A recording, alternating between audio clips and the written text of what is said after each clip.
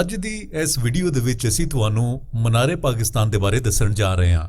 ਹਾਂਜੀ, ਉਹੀ ਮਨਾਰੇ ਪਾਕਿਸਤਾਨ ਜਿਹੜਾ ਕਿ ਬਣਿਆ ਠੀਕ ਉਸੇ ਜਗ੍ਹਾ ਦੇ ਉੱਤੇ 23 ਮਾਰਚ 1940 ਨੂੰ ਜਿੱਥੇ ਪਾਕਿਸਤਾਨ ਦੀ ਕਰਾਰਦਾਦ ਮਨਜ਼ੂਰ ਹੋਈ ਸੀ। ਪਰ ਇਸ ਬਾਰੇ ਬਹੁਤ ਘੱਟ ਲੋਕੀ ਜਾਣਦੇ ਨੇ ਕਿ ਕਿਦੋਂ ਤਾਮੀਰ ਹੋਇਆ, ਇਹਦੀ ਪਲੈਨਿੰਗ ਕਿਸ ਤਰੀਕੇ ਦੇ ਨਾਲ ਕੀਤੀ ਗਈ, ਕਿਦੋਂ ਸ਼ੁਰੂ ਹੋਇਆ, ਇਹਦਾ ਨਕਸ਼ਾ ਕਿਹਨੇ ਬਣਾਇਆ ਤੇ ਇਹ ਕਿਸ ਤਰੀਕੇ ਦੇ ਨਾਲ ਬਿਲਡ ਕੀਤਾ ਗਿਆ। ਅੱਜ ਅਸੀਂ ਇਸ ਕਹਾਣੀ ਨੂੰ ਇੱਕ ਵੱਖਰੇ ਅੰਦਾਜ਼ ਦੇ ਨਾਲ ਵੇਖਦੇ ਹਾਂ। ਸਭ ਤੋਂ ਪਹਿਲਾਂ ਤਾਂ ਅਸੀਂ ਦੱਸਾਂਗੇ ਜੀ ਮਨਾਰੇ ਪਾਕਿਸਤਾਨ ਦੇ ਨਾਂ ਕਿੰਨੇ ਨੇ। ਮਨਾਰੇ ਪਾਕਿਸਤਾਨ ਨੂੰ ਅਸੀਂ ਟਾਵਰ ਆਫ ਪਾਕਿਸਤਾਨ ਵੀ ਆਖਦੇ ਹਾਂ। ਇਹਨੂੰ ਪਾਕਿਸਤਾਨ ਦਾ ਲਿਬਰਟੀ ਟਾਵਰ ਵੀ ਆਖਿਆ ਜਾਂਦਾ ਹੈ। ਜਦੋਂ ਮਨਾਰੇ ਪਾਕਿਸਤਾਨ ਬਣਿਆ ਤੇ ਇਹਨੂੰ ਯਾਦਗਾਰੇ ਪਾਕਿਸਤਾਨ ਵੀ ਆਖਿਆ ਗਿਆ ਤੇ ਲਾਹੌਰੀ ਜਿਹੜੇ ਹਾਲੇ ਵੀ ਇਹਨੂੰ ਯਾਦਗਾਰ ਦੇ ਨਾਂ ਦੇ ਉੱਤੋਂ ਹੀ ਯਾਦ ਕਰਦੇ ਨੇ। ਹੁਣ ਅਗਲੀ ਗੱਲ ਕਰਦੇ ਹਾਂ ਕਿ ਮਨਾਰੇ ਪਾਕਿਸਤਾਨ ਨੂੰ ਸ਼ੁਰੂ ਕਿਦੋਂ ਕੀਤਾ ਗਿਆ। ਇਹ ਗੱਲ ਹੈ ਜੀ 23 ਮਾਰਚ 1960 ਦੀ। ਇਹਨੂੰ ਬਣਾਉਣ ਦੇ ਉੱਤੇ 8 ਸਾਲ ਲੱਗ ਗਏ ਤੇ ਇਹ 21 ਅਕਤੂਬਰ 1968 ਨੂੰ ਮੁਕੰਮਲ ਹੋਇਆ, ਪੂਰਾ ਹੋਇਆ।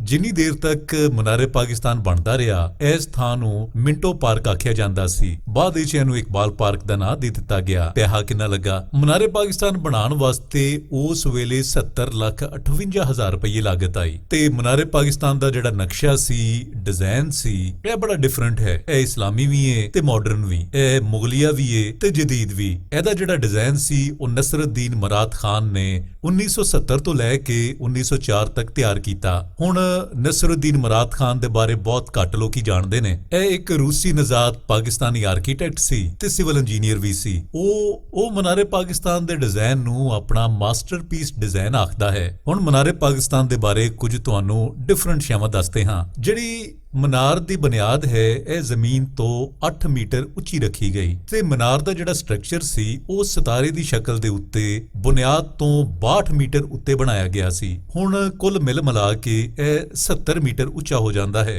ਇਹਦਾ ਡਿਜ਼ਾਈਨ ਇਸ ਤਰੀਕੇ ਦੇ ਨਾਲ ਹੈ ਜਿਵੇਂ ਫੁੱਲ ਦੀਆਂ ਪੰਖੜੀਆਂ ਜਿਹੜੀਆਂ ਨੇ, ਉਹਦੀਆਂ ਪੱਤੀਆਂ ਜਿਹੜੀਆਂ ਨੇ ਉਹ ਖਿੜ ਰਹੀਆਂ ਹੋਣ। ਇਹ ਖਿੜੀਆਂ ਹੋਈਆਂ ਪੱਤੀਆਂ ਜ਼ਮੀਨ ਤੋਂ 9 ਮੀਟਰ ਉੱਚੀਆਂ ਨੇ। ਮਨਾਰੇ ਪਾਕਿਸਤਾਨ ਦਾ ਜਿਹੜਾ ਡਾਇਆ ਹੈ ਉਹ ਤਕਰੀਬਨ 9.75 ਮੀਟਰ ਹੈ।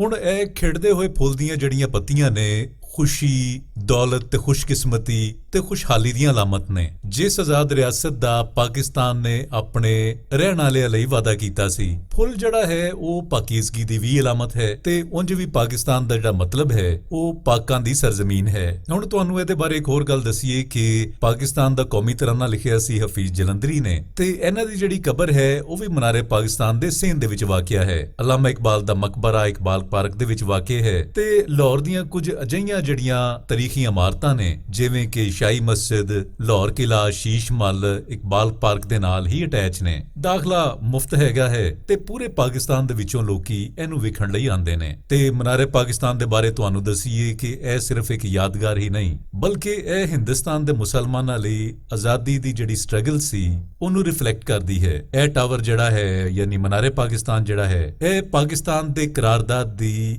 ਯਾਦ ਦੇ ਵਿੱਚ ਤਮੀਰ ਕੀਤਾ ਗਿਆ। ਇਹ ਜਿਹੜੀ ਨੌਜਵਾਨ ਸਾਡੀ ਨਸਲ ਹੈ ਉਹਦੇ ਲਈ ਮਾਜ਼ੀ, ਹਾਲ ਤੇ ਆਉਣ ਵਾਲੇ ਵੇਲੇ ਲਈ ਇੱਕ ਕਨੈਕਸ਼ਨ ਦਾ ਕੰਮ ਕਰਦਾ ਹੈ। ਇਹ ਇੱਕ ਉਮੀਦ ਦੀ ਅਲਾਮਤ ਦੇ ਤੌਰ ਤੇ ਖਲੋਤਾ ਹੈ। ਲੋਕਾਂ ਵਾਸਤੇ ਤੇ ਭਾਵੇਂ ਸਿਰਫ ਇੱਕ ਪਿਕਨਿਕ ਪੁਆਇੰਟ ਹੋਵੇ ਪਰ ਇਹਦੀ ਜਿਹੜੀ ਤਾਰੀਖੀ ਅਹਿਮੀਅਤ ਹੈ ਉਹ ਕਿਸੇ ਤੋਂ ਢਕੀ ਛੁਪੀ ਨਹੀਂ। ਉਮੀਦ ਕਰਦੇ ਹਾਂ ਤੁਹਾਨੂੰ ਇਹ ਇਨਫੋਰਮੇਸ਼ਨ ਪਸੰਦ ਆਈ ਹੋਵੇਗੀ।